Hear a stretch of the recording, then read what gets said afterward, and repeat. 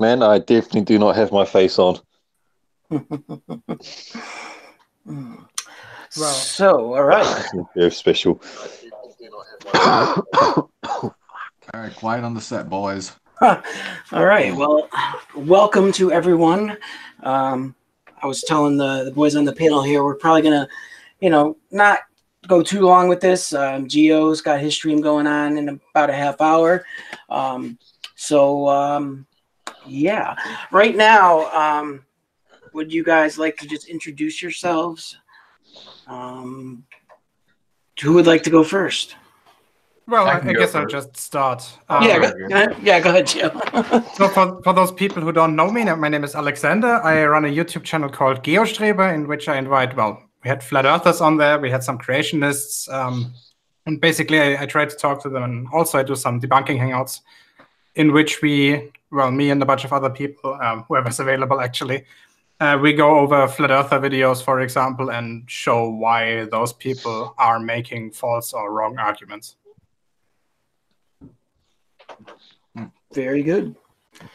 And your stream is going to start in about a half hour or so, right? Yes, it's scheduled for 19:30 UTC. That's in 29 minutes. Okay, perfect. Awesome. All right. Who's next? Lewis, I think you were about to speak before, right? Yeah. My name is Lewis Hackett. I'm running around with a group of other normal people, and tonight we actually have a show hosted by Gem Panda 2012 on the channel Debate Flat Earth and More. And we have the makers of Behind the Curve coming on the show as our guests. It's going to be really awesome. I can't even believe we got them. And Conspiracy Cats is going to be there too. That goes live in about 4 hours. That's awesome. I'm looking forward to that. Shit, yeah, I am now too. Fuck, that sounds cool. That sounds very awesome. Unfortunately, it will be a little bit too late for me to watch it. Go away. I say we let Anti-Flatter go first. I mean, go next, I should say. Yeah. I was just going to say real quick, though, just to kind of piggyback off what Lewis was saying, if you haven't checked out Gem's Sunday evening roasts, they're great. I really enjoy those. And actually, Twitwit, who's in the chat, she's on there quite often, too. So it's usually a really good time, and I'm looking forward to tonight's show. Sorry about the background noises, guys. You're good, mate. You'll be hearing me coughing quite a bit, so. All right, but Anti-Flatter, you go, and then I'll go. I'll say a bunch of you probably already know me, but new to the debunking scene. But I'm that guy with all a bunch of crazy people which I dress up as, and try to not debunk flat Earth, just make fun of the bloody argument. Also, I quite often appear on the World Model Feud as one of my little persona things. So if you haven't checked out that, then you're definitely missing out. World Model Feud. That is the best game show out there right now. And now we get to me, the least relevant son of a gun in the hat. Hey everyone, I'm Constable Conspicuous. I run the same name, and I just do basic debunks, little bits of information, and generally just like to take, as the British say, take the piss at the conspiracy crowds. In my glass. Because I fully believe that that just ignoring the laws of physics and nature are as much of a misdemeanor as ignoring the laws of humanity. And I'm your host for this shit show, Dan. I think most of you know me, but if not, I like to consider myself the token conspiratard of the Globe Earth community. I'm about as close to a conspiratard as you're going to get in this community. I'm not full-on conspiratard, but I definitely will go against the mainstream in some ways. So I just love to qualify myself like that. Awesome. Anyways, so how many of you guys on here have actually seen the Behind the Curve documentary? I have. I've seen snippets that were shown on on GE and Simon Dan's channels. What did you think? I heard about I've heard about Bobby's little bit of dishonesty when testing with that 20 grand ring laser gyro. But to see it in person, I'm just like, oh, 2 words, Bobby: damage control. So, yeah, do you people know whether there has already been a response from Bob about what was shown in the documentary? That's a great question. I was thinking, has he reacted to it in any way whatsoever, or is he just trying not to talk about it, just to let a little bit of grass grow over the entire affair? I'm surprised. To be honest, I'm surprised nobody is like bashing down Bob and Jared's doors right now with pitchforks and torches. Well, I think those guys will find a way to spin it. There's a subtle miscommunication that goes on, and that's that the flat earthers are seeing it and they're hearing the way it's presented in the documentary. And the way it's presented in the documentary is, if the earth is a globe, then there should be 15 degrees of drift. They found 15 degrees of drift, therefore the earth is a globe. And the flat earthers hear that and they think Bob is supporting the globe, which the evidence he had does support the globe. But he doesn't think that that evidence necessarily is the only evidence. He doesn't think the globe is the only evidence Jesus Christ is the only model that evidence supports. He also thinks that it supports an ether. I slightly have to correct you there. Come on. That's what he thinks. So now they're going to actually present the Michelson-Morley experiment as it was with finding the ether. Now they're going to have to do it after this botch up. Yeah, wait a second. There's something very important here. He does not think that it necessarily only supports the globe now, after he's already seen the evidence and seen the results of the experiment. If he had believed that an outcome of showing a rotation of 15 degrees per hour, which he obviously got, would support something else than the globe, then he wouldn't have done the experiment in the first place. He would have said it's useless to do it. But the fact that he has done it proves that before doing the experiment, he thought that he would definitely only get the 15 degrees per hour if the globe would be rotating, right?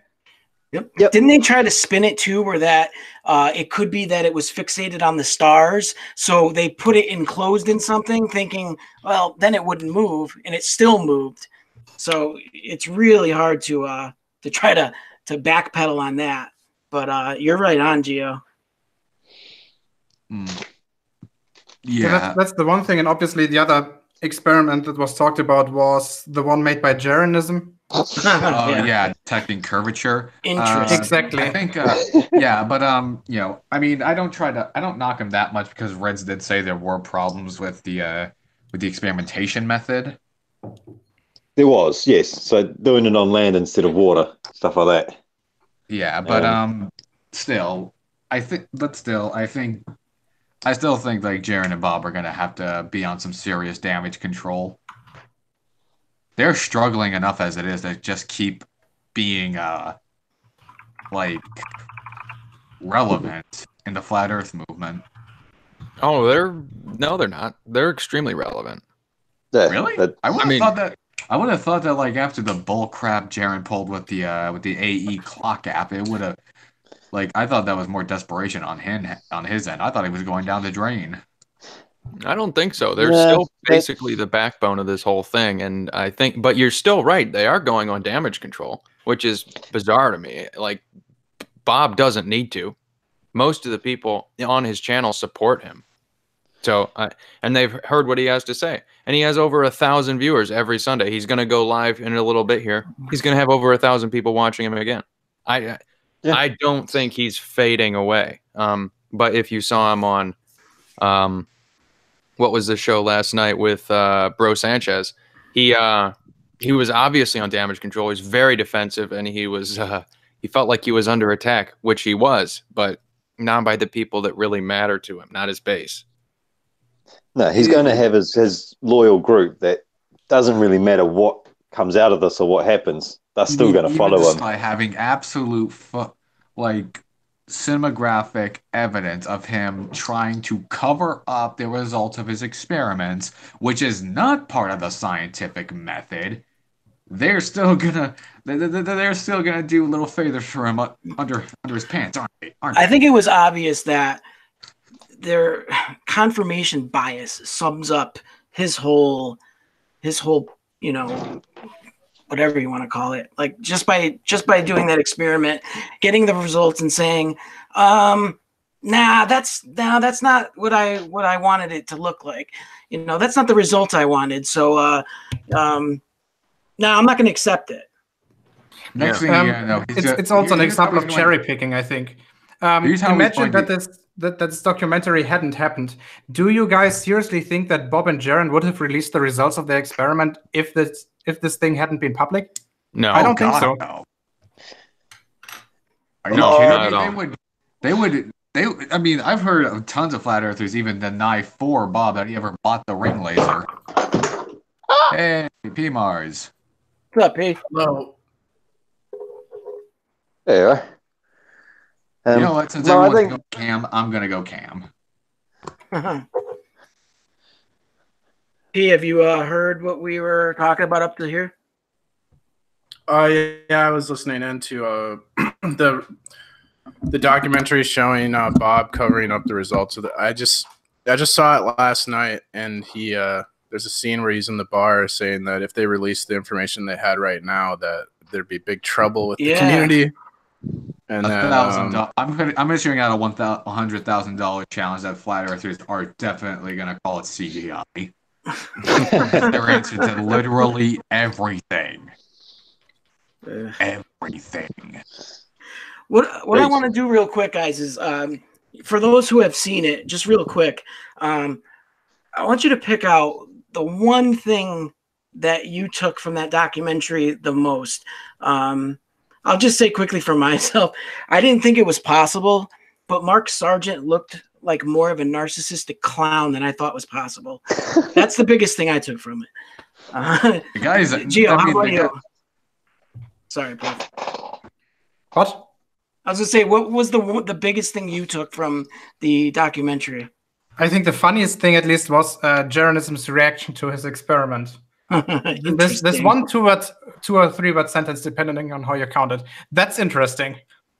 Yeah, there was no rationalization of the outcome on his part, which is kind of showing he didn't try to explain it in such a way that it would still be compatible to the flat Earth. He just de facto didn't say anything about it, which is kind of astonishing because either he's realizing now that he's wrong if he hadn't been already before that, or second of all, he's, as I suspect, he's just trying to silence it down by not talking about it whatsoever. It's either like he's pulled off because he has to admit that he was talking out of his arse, or now he has to do everything to save whatever notoriety he has. Because I think that here's how I see like flat Earth currently. Jaron, Bob, and all these other big shots, they know they're on a sinking ship, and now they're just. It's basically like trying to bail out the Titanic with little paper cups. Interesting thought. Go ahead, Lewis.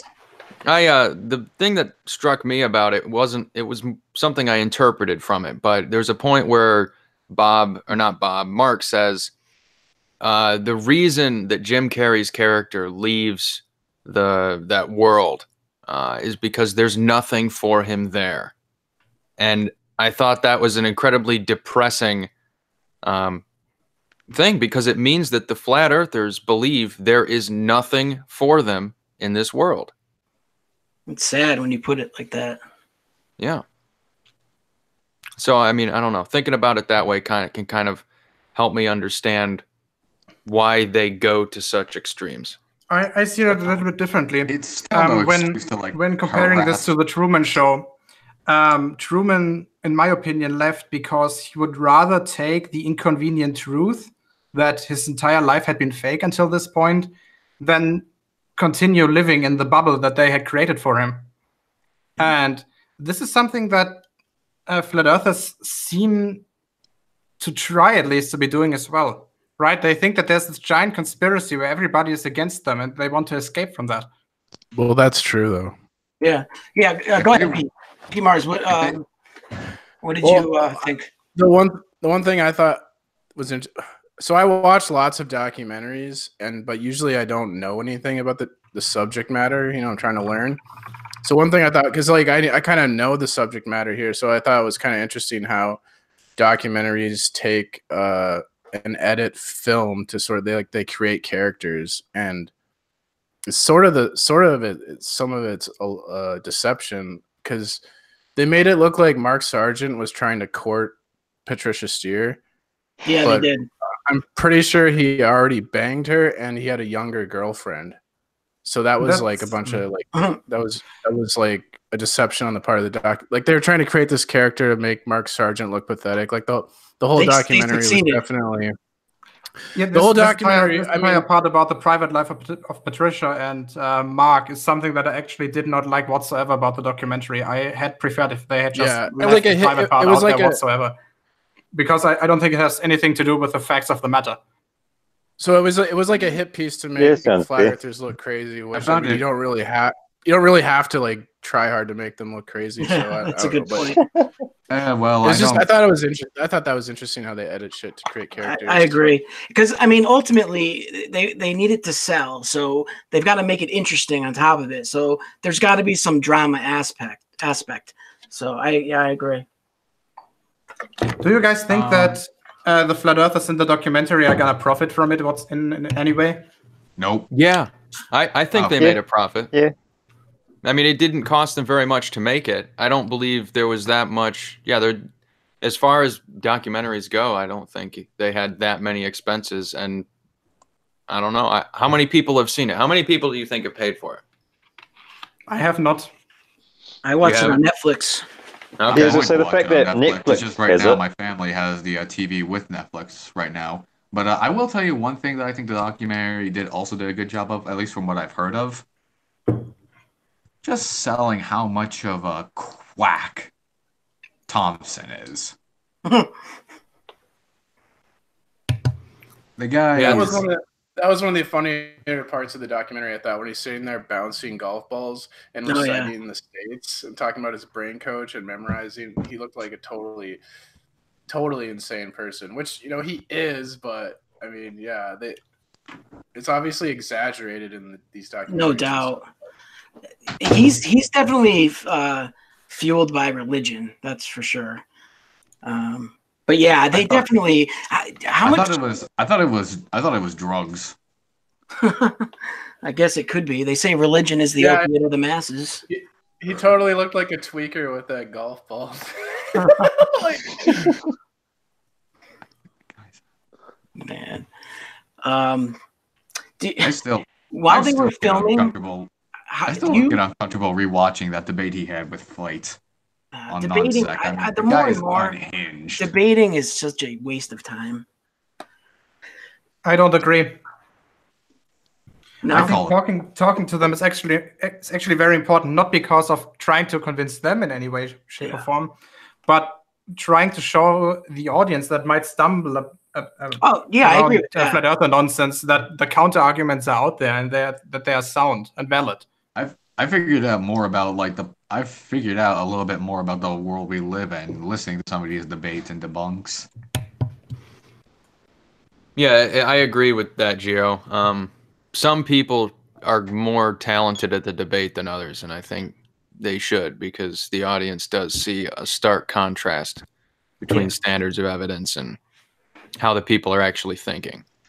Where I was trying to go is debate is more like a competition. You one against the other, whereas a discussion, you're talking about things. There's not as much like animosity and that sort of thing. Debates get nasty. I totally agree with that, which is why I usually don't like to do formal stuff, right? Mm-hmm. Like open discussions with an open format where everybody can interject at any point where it's necessary. Yeah. This stuff is more useful than having limited times and talking times and that kind of thing. Because in closed debates or in closed format debates, people tend to talk past each other instead of talking towards each other. That's pretty much what it all is. There's no real formal debates. Like non sequitur tries to do a formal debate, but it's really yeah. They tried. I was on there once against the Flat Earther, and I insisted on doing it open format. But I can tell you one thing that I like to do. I know I've only had one debate, and that was with Mog, but this is sort of the style I'm going with, and it really depends on like Flat Earth, or I'll have a different approach to each. With one that wants to actually have like an open talk about things, you know, like Mog, who claimed he wanted to be open about it, but the guy dodged my questions left and frickin' right. Oh, it could be worse. Did you see my hangout? Then you got guys like Scotty, which you know, if I do end up like getting a debate with him, I have a way to actually make it so he can't just like ramble and just like rage like some crazy baboon. Which Scotty are you talking about? The Australian one? Storm. Yeah. Yeah, he was. I think he was on Red's show about 3 years ago at this point. Look, I do have a method, like, because I'm going to show Scotty, hey, if you're going to like just spout this nonsense and actually talk about things, you gotta let the other person talk. So I've already set up a couple of ground rules for him to get that point across. Well, the way that I don't really go on debate shows anymore, but when I did, my whole strategy was, well, they're going to shotgun, and they do have all of these misconceptions about the world. So just let them voice them, and then you can try, and then you'll be in a position where you can show the entire audience, who also has all these same misconceptions, that they're wrong. So, but if in a closed format where there's time limits and you can only bring up a certain number of things and all that, you're still going to have this huge audience who has all of this shit rolling around in their head, these misconceptions about the world. And if it doesn't all get addressed, they're still going to be sitting there thinking, well, they didn't bring this up, they didn't bring this up, they didn't bring that up, and it's not really going to help them. Yeah, I mean, talking about this, one thing to consider is obviously the bullshit asymmetry principle. Are you aware of it? No, I haven't heard. Those words don't bring anything to mind. Okay, it says that spewing nonsense or bullshit takes 1 to 2 orders of magnitude of time less than debunking it. Right, yeah. Right? So, and since this is actually a rather big disadvantage for people who actually know what they are talking about, instead of when comparing them to the idiots that just ramble nonsense. Because they can ramble nonsense in such a frequency that in a closed format you have no chance of addressing every point. that's why, and that's, you know, that's definitely something I want to keep in mind next time I have any form of flat earthers decide to actually have a formal debate. And that's what I've noticed. None of them really want to debate me. Am I just too small of a fish for them, or are they just too scared after what happened with Mog? I don't think that you're too small of a fish. I had my first hangout when I had only like 2 subscribers. What you need to do is be very polite to them and be persistent. I tried that, but instead of, actually, I'm going to be a little more vitriol to Scotty, because I feel like that's the only thing he responds to. I mean, I am not. You have a lot more success at this than what, and the metric for success is amount of people watching you. That's what I'm going off of, Geo. But I don't necessarily think that being nice to them is necessary, but persistence is very important with everything. If they can show, if I can meet a flat earther who knows how to show respect, I will give respect back. I mean, not go like two-faced and just be disrespectful off camera like Mog. Weren't you telling me about constructive criticism the other day, Lewis? What, did you change your mind on that? No, I asked you if you had any. Oh, okay. Gotcha. Hey guys, hate to rush us, but I'm keeping a track of the time. We got about 6 minutes. Yep, it's cool. I kind of lost track because we got a little off topic. Did anyone who saw the documentary not say what struck them the most about it? I think everyone said that. Well, there was actually a part of the documentary, what we were just talking about now, I thought was interesting, where they had a group of part of the scientific community gather, and they were talking about flat earthers, and they were saying that they should be more respectful to them. And yeah, I had to take a phone call, so I was away for a second, but yeah, that's a good point. I enjoyed that scientist who made that speech at the end. I really thought that came off good. Yeah, I mean, I agree. Like it's the golden rule. You show respect, they'll give respect. And I've actually did find one flat earther who's willing to have a respectful discussion. I met him on Discord. I found many. You know, you just got to talk to the right people. Yeah. There's so many trolls and so many people that are just, you know, Back crap. They're just not gonna. You're not gonna get a good conversation out of them. But ones that truly believe in it, but are, you know, other than that, reasonable, you can have conversations with them. And you might end up, and it's not impossible to change their minds. Look at Sean G or Clear Cognition. Yeah, but it's not even about changing their minds, you know. Just having a constructive convo. Go ahead, Pete. People like Marvel Nathan Girl. Oakley or Del. Hey. Hey, Marvel Girl. Hey, Marvel Girl. People like Nathan. Yeah. People like Nathan Oakley and Dell can like do a disservice, right, to their cause by the way they behave. Because I was on a panel with Nathan Oakley, you know, and the way he treats people. There's another big name flat earther there named Dave Murphy. Oh Allegedly yeah, Dave. allegedly Dave. And Yeah. he basically told Nathan, you know, it was disgusting how Nathan was behaving. So I don't know. Gotta give him You props have to for be that. careful about this as well. Flat Earthers seem to flip on that rather quickly. Before Nathan actually started doing his quote-unquote debates, he was called up by various smaller Flat Earther channels, for example, by Ranty, that he was, quote, the cancer of the Flat Earth. And as soon as his popularity or his viewer count kicked in, Ranty completely swapped on that. So even when people call them out, you have to be careful because they are not always persistent in this as soon as they see publicity by joining with somebody like Oakley.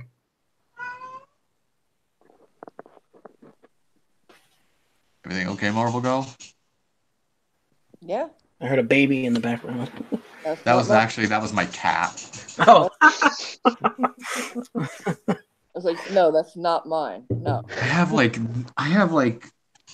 my house is a freaking petting zoo. All cats or what? Is this the same cat as in your profile picture on Discord? I don't know. It's like a gray one. RJ? No, I don't think that's RJ. Okay. Marvel Girl, have you seen the documentary? Behind the Curve or whatever it is? Yeah. No, I can't. No. You can't or don't want to. I like my TV too much. I would say the first 5 minutes of it, I was already cringing, but it actually wasn't badly put together. It looks Well, speaking like of well. Go ahead, I'm sorry. Speaking of cats, they tried to make Patricia Steer look like a crazy cat lady. Yeah, good point. There's a lot of cats in that Flat Earth documentary. There was, no doubt. None of them were conspiracy cats. Badumts. I wonder if we're gonna see the British equivalent to this, you know, because this focused on the Americans. I'm interested to see if we'll have a British documentary come out next. No doubt. It's a shame that there are no Flat Earthers around here. Like if there was like an assembly, like a conference that you guys have in the one that you have in the United States. Geo, be You guys are careful what you smarter. wish for, man. I would like to see that. And I would like to visit that. You really don't. You really want a German Nathan next? Well, we kind of have one, but he's Austrian, but close enough, I guess. Of course, the minute I actually want to be on air and talking, I just have all this background crap going on. They need a British documentary exposing sex pests and Flat Earth, I think. Because I got some stuff on Riley, you know. All right. I was wondering what you Pete, I was meant, going to but ask yeah, you of about course. that. I've got to watch the video. I haven't watched it yet, but I saw the thumbnail. I'm like, oh god, this is going to be interesting. Yeah, it's Karen P from Sun and Moon talking about Riley met her at a Flat Earth meetup with Nathan Oakley, and then she said that he made her a target for sex, and he kept messaging her Oh, Jesus. and trying to get a triangle with her and his wife or his girlfriend. Jesus. Someone commented, Who, Oakley? Oakley said a bunch Riley- of weird shit in Riley- that regard Riley- lately. Yeah. So I don't know, man. It's like there's a bunch of scumbags in these that use these communities to. No doubt. I don't know. I think there's a bunch of shady black market weird stuff going on behind the scenes. Man. All right, guys. Gio's going to be starting his thing. So I just want to kind of end this. Thank you guys for coming on. Just real quickly, I just want to go down the panel, just kind of say a couple words and, shameless plugs if you want, or any parting thoughts. Gio, why don't you go so that way you can get set up for yours? So thanks for coming on. Yes, as I was about to say, thanks for letting me join. Actually, as you guys know, we're gonna maybe continue this conversation in a few minutes on my channel once we've dealt with a little bit of a Riley subject that needs to be pointed out. I guess that's all I have to say for now. So see you guys later. Thanks. You bet. Andy Flatter. What's up? Sorry, Hey. I'm doing like a million things at once. Oh, we're just doing a quick little outro. Any shameless plugs you want to do, or any final words? Yeah, it'll be a plug, but it won't be for me. I just wanted to say thanks to Dead Kennedy in Space. He recently just had me on a show, or at least featured one of my videos on a show, and my sub count's just gone through the roof from him. So, awesome! Yay. Yeah, so a huge thank you to him. And if you guys haven't seen him yet, definitely head over there. He's bloody fantastic. Very cool. Also, World Model Feud. Go check him out. I'm on there twice now. Who would like to go next? All right, I'll go next. Tonight, in approximately, what is it going to be? 3 hours now? 3 hours. 3 hours. Gem Panda is going to be hosting another Sunday roast on the channel Debate, Flat Earth, and More. And we are going to have special guests, Conspiracy Cats, and the makers of Behind the Curve on there. That's so awesome. You're going to be able to see them. And I can only imagine all this stuff, all the drama that's been stirred around by this documentary. We're going to be talking about all that with the makers of the documentary. So if you come by, you won't be disappointed. I am super psyched for this. Awesome. I can't wait. I look forward to it, yes. I just wanted to say I'm not a porn bomber. I'm PMARS. And I wasn't worried about it, P. Thanks for sending me the link. Yeah. Well, here's the other thing, too. I mean, I did have a couple people who were, showed concern. I said, look, I've never had a bad interaction with PMARS. He's been nothing but respectful towards me. So I'm going to give him a shot. And I don't expect anything to go wrong. And you were absolutely fine. You were appropriate. You contributed to the conversation. I appreciate having you on. And I'd like to actually continue this conversation maybe later tonight, if not tomorrow. And you are welcome to come back on if you'd like to. I enjoyed having you on. Thank you. It was nice to sort of meet you. Marvel, go. You say what you gotta say. You're more relevant than me. I am the least relevant person here, but thank you. You are not the least relevant person here. Okay. I am. No, I am. But this is your stream. Yeah, it doesn't matter. Yeah, we're all here for you, sweetheart. I love you all. It's a great community, and I love being a part of it. I love you guys. And join Discord. And Creaky Awesome. I'm glad you finally made it on.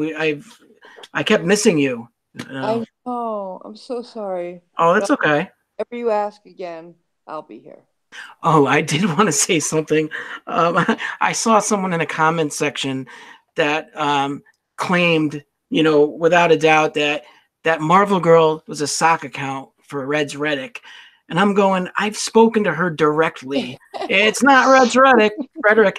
And for anyone that wasn't sure, you can hear her voice right now. That's Marvel Girl, not Reds Rhetoric. Sorry, I had to do that. Oh, no. I don't look anything like him, I don't think. No, that's because that's easy. Did you inspire the Bird Box? No. You're not Reds. All right. I'll say what I gotta say, and then I'll get the hell out of Dodge.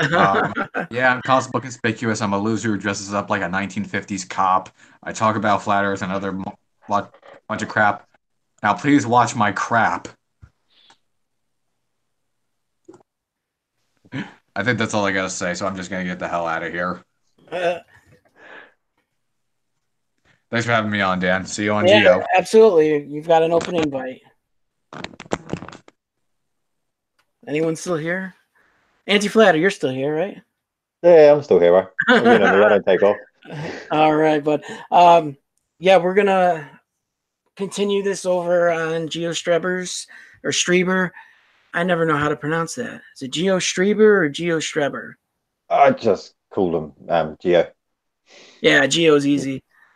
And I saw Rapppid popped in real quick, but he probably realized that we were just closing up. So if you're out there, Rapppid, we're gonna continue this over at Geostrebers, and yeah, thank you for everyone who joined the panel, and thank you to everyone in the chat. Sorry this was kind of short. A lot going on in the Flat Earth community, but it's been fun, and we will do this again soon. And head over to Geo's channel. All right. Take care, everyone.